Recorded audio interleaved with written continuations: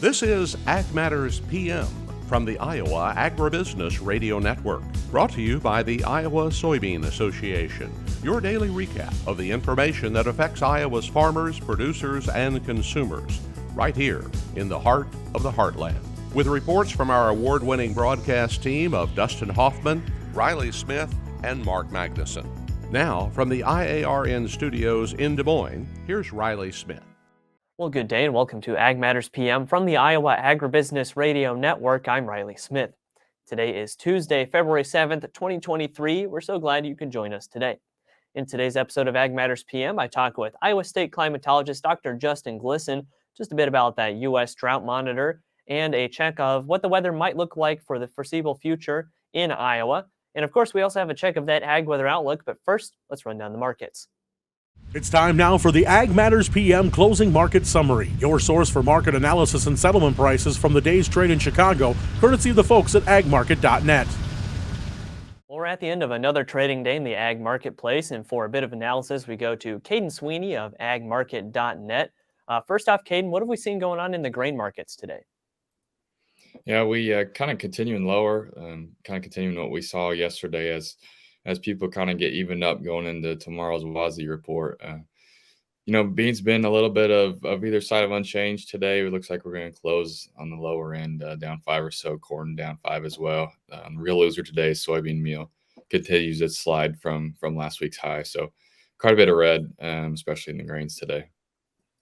Well, and speaking of that WASDE report, obviously we can never predict perfectly what's going to be in that report, but what are we expecting to see from there? Obviously, probably a few cuts to export expectations. Yeah, I don't think we'll see anything too major from January. Like you said, the one thing to watch for sure will be corn exports and demand overall. The trade estimates have carryout going up just a little bit, something like 24 million bushels from January. So, you kind of would expect that to come from decrease in demand. The other big thing to watch will be the world numbers, specifically coming out of Argentina. Again, estimates have that crop coming down anywhere between 1 and 2, maybe 3 million metric tons. So the world numbers, I think, will be a little bit more interesting in this report than the domestic numbers necessarily, just because I don't think we'll see a big cut, any big cuts on our side of the balance sheet.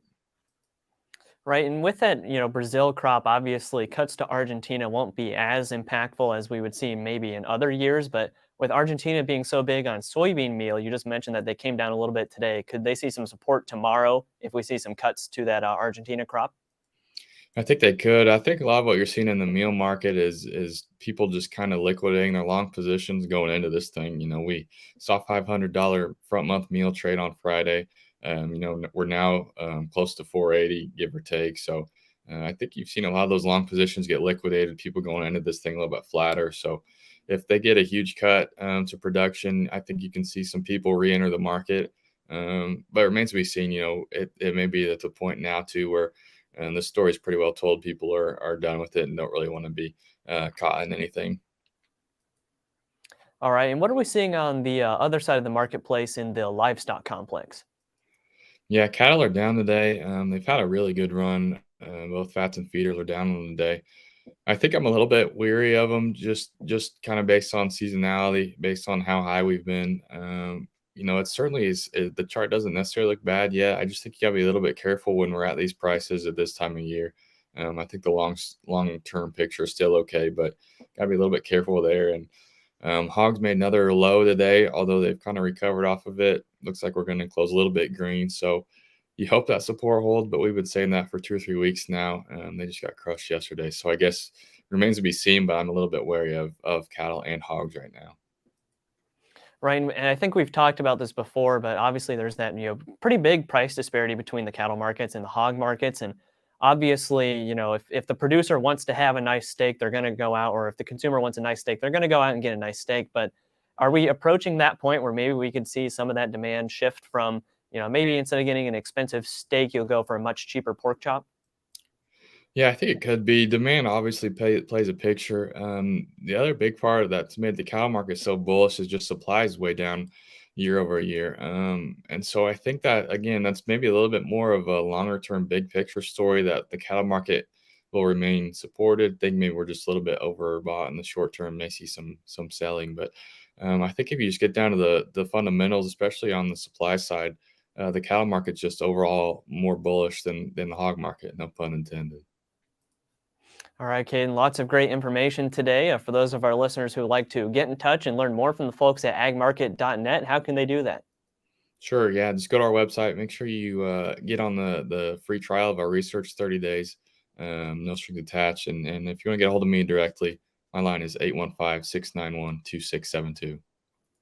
Great conversation as always, Kaden, and we look forward to hearing from you again soon. Yeah, thanks, Riley. I appreciate it. That again was Kaden Sweeney of agmarket.net. We'll go ahead and take a look at how those numbers close. That's courtesy of the folks at Bar Chart. March corn is down 5 even at 674 even. December new crop down 4 1/4 at 593 1/2. March soybeans down 6 even at 1515 1/4. November new crop up 3 1/4 at 1370 1/2. March soybean meal down 760 at 481.40. Soybean oil up 158 at 60.89. Chicago wheat down half a cent at 749 3/4. Minneapolis spring wheat down 1/4 at 917 1/4. Kansas City hard red wheat up 9 3/4 at 885 3/4. March oats up 1 even at 384 3/4. On the Merc, February live cattle down 25 at 160.57. March feeders down 50 at 187.20. February lean hogs up 32 at 75.37. February pork cutout down 52 at 82.05. February Class 3 milk down a nickel at 17.79. And that's been a check of the markets here on Ag Matters PM. We're going to go ahead and take a quick break to hear from our sponsor, the Iowa Soybean Association and the Soy Checkoff. When we come back, I talk with Iowa State Climatologist Dr. Justin Glisan. This is Ag Matters PM. Iowa Soybean Association is driven to deliver for Iowa's 40,000 soybean farmers. We're proud to provide objective agronomic research, a helping hand with soil and water stewardship, and timely industry news powered by the Soybean Checkoff. Learn more at iasoybeans.com. Welcome back to Ag Matters PM from the Iowa Agribusiness Radio Network. I'm Riley Smith. Last week, I talked with Iowa State Climatologist Dr. Justin Glisan for our weekly chat to check out the U.S. Drought Monitor and get an update on some of the weather we're seeing in Iowa. He said we could see a bit of a February that's warmer than average, even though we've already seen kind of a warmer winter than average. And your faith may be shaken if you believe in Punxsutawney Phil's weather forecast, but otherwise, we're just looking at some nice conditions, and here's what Dr. Glisan had to say. Well, we're here today with Iowa State Climatologist Dr. Justin Glisan for a check of the U.S. Drought Monitor and just a little bit more on the climatological patterns we're seeing in Iowa right now. First off, Justin, what is that Drought Monitor showing for us right now? Hi, Riley. Always nice to be with you. So again, as of last week, status quo. We haven't seen any changes across the state. Now, we've had some snowpack on the ground. We've had some weather disturbances come through the state with some precipitation. But given that the soil profiles are frozen, not a lot of infiltration. Of course, in the shallower parts of the soil profile where we've had above average temperatures, squishy layer there, we've had some infiltration. But overall, status quo, which is better than degradation, and we should expect moving forward with warming temperatures that we could see some improvement as we move through February. Now, is there a little bit of a concern? I know that those temperatures, with it getting warmer, that we could lose a little bit of that snowpack. Will it get warm enough to where if that snowpack melts, it will infiltrate the soil, or are we worried about maybe losing some of that moisture from it? We'll lose some of it given just the warming that we get on the surface versus through the soil profile. We don't get a lot of snow water equivalent out of snowpack anyway, but we do need that moisture any way that we can get it. So snowpack melt will be beneficial. We're going to see temperatures in the 40s over the next week, which should allow the top layer of soil to thaw out, and we should get some at least shallow infiltration. We're not going to see a rapid warming event. We're not going to lose the snowpack.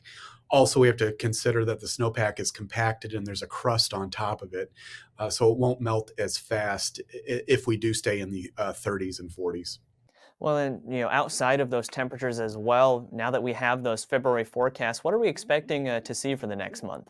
Well, if you believe Punxsutawney Phil, we have 6 more weeks of winter. But if you look at the February outlooks, and the short-term outlooks. We'll start with the short term. We're seeing a high probability of warmer than average temperatures through the middle of February, and then a slightly elevated wet signal for much of the state. So that's a good signal to see as we do start the warm up into late winter and early spring. If we look at February in general, we are seeing a signal for slightly elevated wetter conditions in the eastern half of the state, but no clear signal on temperature. So if we go back and rely on those short-term outlooks, at least for the first half of the month, above average temperatures.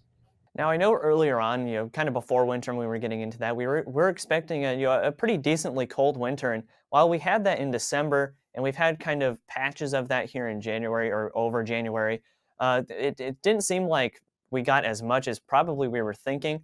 For the rest of this winter, I mean, are we really looking at potentially just kind of staying a little above average? Yeah, great question. So you look at January, we were actually about 5 degrees above average. And without that storm we had before Christmas, when we had that Arctic outbreak with several days of very frigid temperatures, which really dragged down the average for December, we've actually had a pretty mild or near normal wintertime. So again, we have February to go through. Recently, February, we've seen a good amount of snowpack. It's the snowiest month for the state recently in the recent trends. So we'll just have to see how that shakes out. But if we're looking at least the short-term averages as our short-term outlooks, as we discussed earlier, we are looking warmer and wetter, which could mean a more active storm track. But we're not seeing anything in the signal that suggests a very rough Arctic outbreak or huge snowstorms across the state. So we'll just have to see how we go through the rest of February and into March. Now, you mentioned earlier of that little bit of a crust that's formed over the snowpack that we have. Does that come primarily from just getting those cold temperatures, or is that a little bit from kind of a slight thawing, refreezing pattern? Actually, both. Yeah, great question. So even when we're below freezing, that sunlight that's out when we don't have cloudy days, you'll get some surface melting given the particulate that snow, the top part of the snow collects, dust, dirt, stuff from pavement, all that. So you'll get some melting, but also when we do get above freezing, indeed that melt thaw refreeze cycle will give you a crust on that, which helps make the snowpack more robust and it won't melt as fast. Now, when you get in those 40 or 50 degree days, you'll start to extinguish that crust and then you'll start more rapidly melting that snowpack. Well, and of course, as we've mentioned so many times with the weather patterns that we've seen recently, it's a lot of we'll take what we can get. And honestly, looking on the bright side of things as we enter calving season for a lot of producers soon as well, seeing these warmer temperatures, won't necessarily be a bad thing. It'll make that process, at the very least, a lot easier. Absolutely. We might have some mud out in the feedlots and such, but definitely these warmer temperatures, especially for calving, would be excellent. We just have gone through a 1 to 2 day cold air outburst from the Arctic. We're not expecting that as we move forward. So definitely as we move through February and March, we're out of the coldest and driest part of the year, which is January. So we're going to see temperatures start to gradually ramp up as we get into March and more sunlight during the day as well. So both good things. All right, Justin, is there any other climatological patterns going on in Iowa that our listeners and our viewers should know about today? Well, we've been discussing, we're in the third year of this La Nina phase, which impacts where the storm track sets up over the United States. It's been a part of the drought that we've seen over the last 3 years.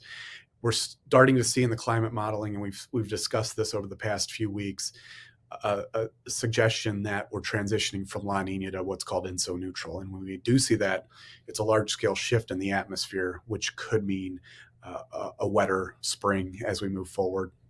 Also, potentially, if we look at analog years, cooler temperatures as well. But we are seeing overall a suggestion of a shift in the large-scale weather pattern, which could be good for the drought conditions that we see across the state and the upper Midwest. All right, Justin, lots of great information today. For those of our listeners and our viewers who would like to get in touch and just talk a little bit about Iowa's climate, how can they do that? Yes, so my direct line to my office is 515-281-8981. Send me an email, justin.glisan@iowaagriculture.gov, or go on Google, search for Iowa Climatology Bureau. All my contact information is there, but we also have all those climate outlooks, a drought map, long-term forecasts, long-term reports that I do for weather and climate across the state. If you don't find what you need, just shoot me an email and I'll get it to you. Well, Justin, great conversation as always, and we look forward to hearing from you again soon. Thanks, Riley. Always nice to be with you. That again was Iowa State Climatologist Dr. Justin Glisan. And speaking of the weather, let's go ahead and take a look at that ag weather outlook. Well, there's really not much to say about the weather today. We have sunny skies again and some unseasonably warm temperatures. Moving forward, we're really seeing much of the same, a little bit of rain in the forecast. So let's go ahead and take a look at what the National Weather Service has in store for the next 24 hours. As you can see from the National Weather Service, we're going to continue to see some more fabulous weather. Today we have sunny skies and beautiful conditions with highs ranging from the mid-30s to mid-40s. Tonight will be mostly clear with light and variable wind, lows ranging from the low 20s to upper 20s. And tomorrow it'll be sunny again with a slight chance for rain in some areas, highs ranging from the mid-30s to upper 40s. And taking a look at the affiliate weather map for tomorrow, Cherokee will be sunny with a high of 36, Shenandoah sunny with a chance for rain and a high of 48, Des Moines sunny and 48, Waterloo sunny and 42, Albia sunny and 46, and Clinton will be partly cloudy with a chance for rain later on and a high of 43. For more detailed forecasts in your part of the state, make sure to check in with your local Iowa Agribusiness Radio Network affiliate. That's been a check of the Ag Weather Outlook, and that also brings us to the end of this episode of Ag Matters PM. You can find all of our content on our website at iowaagnet.com. You can also find us on social media at Facebook, Twitter, TikTok, and LinkedIn. You can find all of our video content as well as previous episodes of AMPM on our YouTube channel. So make sure you subscribe and hit the notification button to see when those videos go live. Don't forget as well our free Twice Daily Market podcasts on Apple, Amazon, Google, Spotify, and Podbean. From the IRN studios in Des Moines, I'm Riley Smith. On behalf of Mark Magnuson and Dustin Huffman, we thank you for watching. This has been Ag Matters PM.